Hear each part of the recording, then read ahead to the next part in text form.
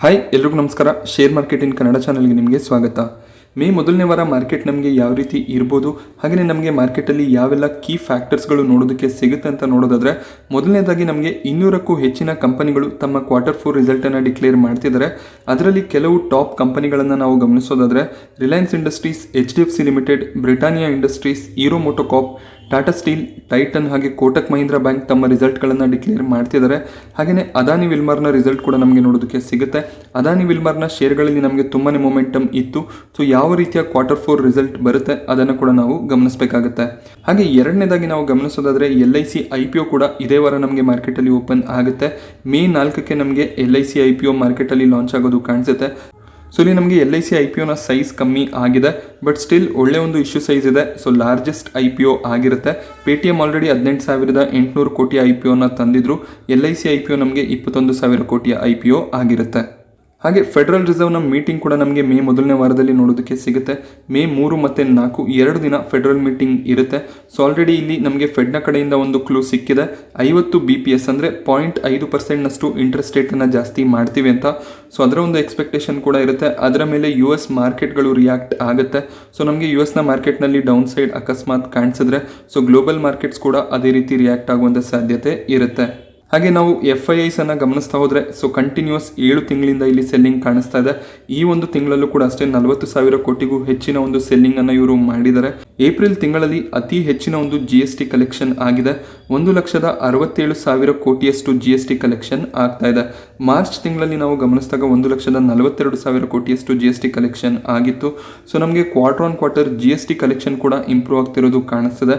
So ಶುಕ್ರವಾರ ನಾವು ಗಮನಿಸಿದಾಗ S&P 500 US ನ ಮಾರ್ಕೆಟ್ ಏನಿದೆ 3.5% ಕರೆಕ್ಟ್ ಆಗಿದೆ. ಸೊ ನಮಗೆ ಮುಂದಿನ ವಾರ ಫೆಡ್ನ ಮೀಟಿಂಗ್ ಇದೆ. ಸೊ ಅದು ಕೂಡ ಇಲ್ಲಿ ಒಂದು ಇಂಪಾರ್ಟೆಂಟ್ ಟ್ರಿಗರ್ ಆಗಿರುತ್ತೆ. ಸೊ ಇಂಟ್ರೆಸ್ಟ್ ರೇಟ್ ಜಾಸ್ತಿ ಆದಾಗೆಲ್ಲ ಮಾರ್ಕೆಟ್ನಲ್ಲಿ ಕರೆಕ್ಷನ್ ಕಾಣಿಸುತ್ತೆ. ನ್ಯಾಸ್ಡ್ಯಾಕ್, ಸೊ ಇದು IT ಇಂಡೆಕ್ಸ್ ಆಗಿರುತ್ತೆ. ಸೊ ಅಮೆರಿಕದ ಟಾಪ್ IT ಕಂಪನಿಗಳು ಇಲ್ಲಿ ಲಿಸ್ಟ್ ಆಗಿದ್ದಾವೆ. ಇನ್ಫೋಸಿಸ್, TCS ಕೂಡ ನಮಗೆ ನ್ಯಾಸ್ಡ್ಯಾಕ್ ಅಲ್ಲಿ ಲಿಸ್ಟ್ ಆಗಿರೋದು ಕಾಣಿಸುತ್ತೆ. ಸೊ ನ್ಯಾಸ್ಡ್ಯಾಕ್ ನಲ್ಲೂ ಕೂಡ ನಮಗೆ 4%ಗೂ ಹೆಚ್ಚಿನ ಒಂದು ಕರೆಕ್ಷನ್ ನೋಡೋದಕ್ಕೆ ಸಿಗ್ತಿದೆ. ಸೊ ನ್ಯಾಸ್ಡ್ಯಾಕ್ ನಲ್ಲಿ ನಮಗೆ ಕರೆಕ್ಷನ್ ಬಂದಾಗೆಲ್ಲ ಭಾರತದ IT ಕಂಪನಿಗಳ ಸ್ಟಾಕ್ ಅಲ್ಲೂ ಕೂಡ ಕರೆಕ್ಷನ್ ನೋಡೋದಕ್ಕೆ ಸಿಗುತ್ತೆ. ಸೊ ಇಲ್ಲಿ ನಾವು ಗಮನಿಸಿದಾಗ ಇನ್ಫೋಸಿಸ್ ADR ಏನಿದೆ 3% ಕರೆಕ್ಟ್ ಆಗಿದೆ. ಈಗ ನಮಗೆ ಇನ್ಫೋಸಿಸ್ ಅಮೆರಿಕಾದಲ್ಲಿ $19.87 ಅಲ್ಲಿ ಟ್ರೇಡ್ ಆಗ್ತಿರೋದು ಕಾಣಿಸ್ತಿದೆ. ಸೊ ನಮಗೆ ಶುಕ್ರವಾರದ ಇನ್ಫೋಸಿಸ್ನ ಪ್ರೈಸ್ ಕ್ಲೋಸಿಂಗ್ ಅನ್ನು ಗಮನಿಸಿದಾಗ 1,567ರಲ್ಲಿ ಇನ್ಫೋಸಿಸ್ ಕ್ಲೋಸ್ ಆಗಿದೆ. ಸೊ ನಮಗೆ ಇಲ್ಲಿ ಕರೆಕ್ಟ್ ಕಂಪ್ಯಾರಿಸನ್ ಅನ್ನು ಮಾಡಿದಾಗ 19.8 USD ಅಂದರೆ ಅದು 1,520 ಇಂಡಿಯನ್ ರುಪೀಸ್ ಆಗಿರುತ್ತೆ. ಸೊ ನಾವು ಇಲ್ಲಿ ಗಮನಿಸ್ಬೋದು. ಸೊ ನಮಗೆ ಸೋಮವಾರ ಮಾರ್ಕೆಟ್ ಓಪನ್ ಆದಾಗ 1,520 ರೇಂಜಲ್ಲಿ ಇನ್ಫೋಸಿಸ್ ನೋಡೋದಕ್ಕೆ ಸಿಗ್ಬೋದು. ಸೊ ಇದೇ ಅಮೌಂಟಲ್ಲಿ ಓಪನ್ ಆಗುತ್ತೆ ಅಂತ ಕರೆಕ್ಟಾಗಿ ಹೇಳೋದಕ್ಕೆ ಆಗೋದಿಲ್ಲ. ಸಿಂಗಪುರ್ ನಿಫ್ಟಿ ಮೊದಲೇ ಓಪನ್ ಆಗುತ್ತೆ. ಹಾಗೆ ಜಾಪನೀಸ್ ಮಾರ್ಕೆಟ್ ಕೂಡ ಯಾವ ರೀತಿ ಓಪನ್ ಆಗುತ್ತೆ ಅದನ್ನು ಕೂಡ ಗಮನದಲ್ಲಿ ಇಟ್ಕೋಬೇಕಾಗುತ್ತೆ. ಅದರ ಬೇಸಿಸ್ ಮೇಲೆ ನಮಗೆ ಇಂಡಿಯನ್ ಮಾರ್ಕೆಟ್ಸ್ ಓಪನ್ ಆಗೋದು. ಸೊ ಇಂಡಿಯನ್ ಮಾರ್ಕೆಟ್ಸ್ ಪಾಸಿಟಿವ್ ಆಗಿ ಓಪನ್ ಆದರೆ, ಸೊ ಇನ್ಫೋಸಿಸ್, ವಿಪ್ರೋ, ಸೊ ಈ ಎಲ್ಲ ಶೇರ್ಗಳು ಕೂಡ ಅಷ್ಟೇ ಪಾಸಿಟಿವ್ ಓಪನಿಂಗನ್ನು ಪಡ್ಕೊಳ್ಳುವಂಥ ಸಾಧ್ಯತೆ ಇರುತ್ತೆ. But market over all down ಇದ್ದರೆ, ಸೊ ಈ ಸ್ಟಾಕ್ಗಳಲ್ಲೂ ಕೂಡ ಪ್ಯಾನಿಕ್ ಬರುವಂಥ ಸಾಧ್ಯತೆ ಇರುತ್ತೆ.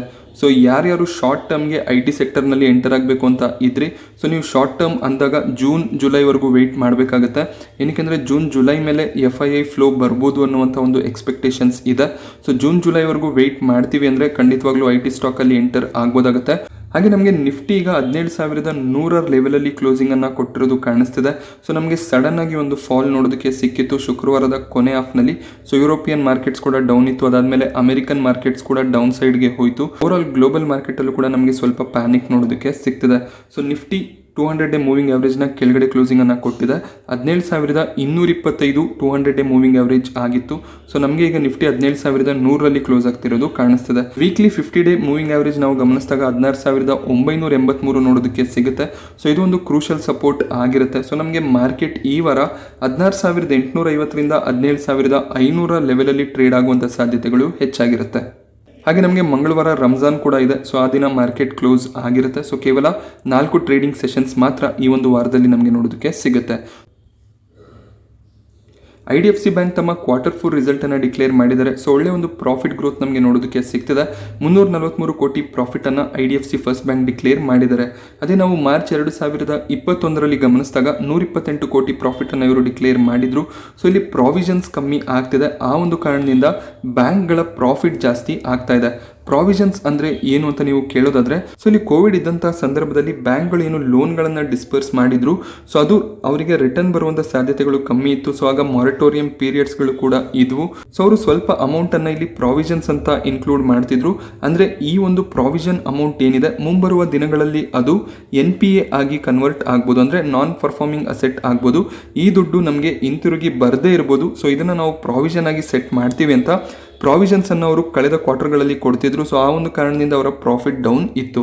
ಸೊ ಈ ಪ್ರಾವಿಷನ್ಸ್ ಏನು ಅವರು ಮಾಡಿರ್ತಾರೆ, ಆ ದುಡ್ಡು ಅಂದರೆ ಆ ಲೋನ್ ಅಮೌಂಟ್ ಏನಿದೆ ಅವರಿಗೆ ರಿಟರ್ನ್ ಬಂದಾಗ ಅದು ಈ ಕ್ವಾರ್ಟರ್ನಲ್ಲಿ ಪ್ರಾಫಿಟ್ ಆಗಿ ಕನ್ವರ್ಟ್ ಆಗುತ್ತೆ. ಸೊ ಈಗ ನಾವು ಮೇಜರ್ ಆಗಿ ನೋಡಬೇಕಾಗಿರೋದು ನೆಟ್ ಇಂಟ್ರೆಸ್ಟ್ ಇನ್ಕಮ್ ಏನಿದೆ ಅದು ಯಾವ ರೀತಿ ಬರ್ತಿದೆ ಬ್ಯಾಂಕ್ನಲ್ಲಿ ಅಂತ. ಸೊ ಇಲ್ಲಿ ನಾವು IDFC ಫಸ್ಟ್ ಬ್ಯಾಂಕ್ನ ನೆಟ್ ಇಂಟ್ರೆಸ್ಟ್ ಇನ್ಕಮ್ ಅನ್ನು ಗಮನಿಸಿದಾಗ ನಮಗೆ 36% ಗ್ರೋತ್ ಕಾಣಿಸ್ತಿದೆ. ಅದೇ ನಾವು ICICI ಬ್ಯಾಂಕ್ನಲ್ಲಿ ಗಮನಿಸಿದಾಗ 17% year on year net interest income grow ಆಗಿತ್ತು. ಸೊ ಕ್ವಾರ್ಟರ್ ಆನ್ ಕ್ವಾರ್ಟರ್ ನಮಗೆ ಕೇವಲ 2% ಮಾತ್ರ ನೆಟ್ ಇಂಟ್ರೆಸ್ಟ್ ಇನ್ಕಮ್ ಗ್ರೋ ಆಗಿತ್ತು.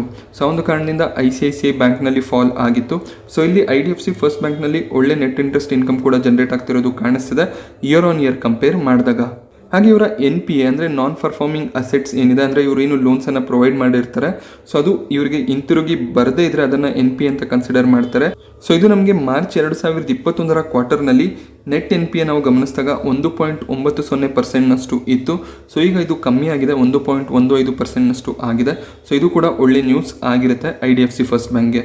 ಶೇರ್ ಪ್ರೈಸನ್ನು ನಾವು ಗಮನಿಸಿದಾಗ 40 ರೂಪಾಯಿ ಹತ್ರ ನಮಗೆ IDFC ಫಸ್ಟ್ ಬ್ಯಾಂಕ್ ಕಾಣಿಸ್ತಿದೆ. 60 ರೂಪಾಯಿಯ ಹೈಯನ್ನು ಕೂಡ ಇದು ಟಚ್ ಮಾಡಿತ್ತು. So IDFC first bank first launch ಆದಾಗ ವೈದ್ಯನಾಥನ್ ಇದರ CEO ಆಗಿದ್ರು. ಸೊ ಈಗಲೂ ಕೂಡ ಅವರೇ CEO ಆಗಿದ್ದಾರೆ. ಸೊ ಈ ಒಂದು ಬ್ಯಾಂಕ್ ಏನಿದೆ ಮುಂದಿನ HDFC ಬ್ಯಾಂಕ್ ಆಗುತ್ತೆ ಅಂತ ಕೆಲವೊಂದಿಷ್ಟು ಆನಲಿಸ್ಟ್ಗಳು ಹೇಳಿದರು. ಸೊ ಈ ಬ್ಯಾಂಕ್ HDFC ಬ್ಯಾಂಕ್ನ ರೇಂಜ್ಗೆ ಬೆಳಿಬೇಕು ಅಂತ ಅಂದರೆ ಸೊ 1-2 ವರ್ಷದಲ್ಲಿ ಅದು ಸಾಧ್ಯ ಆಗೋದಿಲ್ಲ. 10 ರಿಂದ 20 ವರ್ಷದ ಸಮಯ ಬೇಕಾಗುತ್ತೆ. ಬ್ಯಾಂಕ್ ಸ್ಲೋ ಆಗಿ ಗ್ರೋ ಆಗ್ತಿದೆ. ಸೊ ಇವರು ಮೊದಲಿಗೆ ಲಾಂಚ್ ಮಾಡಿದಾಗ 7% ಇಂಟ್ರೆಸ್ಟ್ ರೇಟನ್ನು ಸೇವಿಂಗ್ ಬ್ಯಾಂಕ್ನಲ್ಲಿ ಕೊಡ್ತಿದ್ರು. ಸೊ ಈಗ ನಮಗೆ ಇಂಟ್ರೆಸ್ಟ್ ರೇಟ್ 4%ಗೆ ಡೌನ್ ಆಗಿದೆ. ಸೊ ಮಾಮೂಲಿ ಯಾವ ರೀತಿ ಬ್ಯಾಂಕ್ಗಳು ಕೊಡ್ತಿದ್ದಾರೆ ಅದೇ ರೀತಿಯ ಇಂಟ್ರೆಸ್ಟ್ ರೇಟ್ ನಮಗೆ IDFC ಫಸ್ಟ್ ಬ್ಯಾಂಕಲ್ಲೂ ಕೂಡ ನಡೀತಿದೆ. ಸೊ ಅವರೇನು ಆಗ 7% ಇದ್ದಾಗ ಕಸ್ಟಮರ್ಸ್ಗಳನ್ನು ಅಕ್ವೈರ್ ಮಾಡ್ಕೊಂಡಿದ್ರು. ಸೊ ಅವರನ್ನು ಯಾವ ರೀತಿ ಹೋಲ್ಡ್ ಮಾಡ್ಕೋತಾರೆ, ಸೊ ಅದು ತುಂಬಾ ಇಂಪಾರ್ಟೆಂಟ್ ಫ್ಯಾಕ್ಟರ್ ಆಗಿರುತ್ತೆ.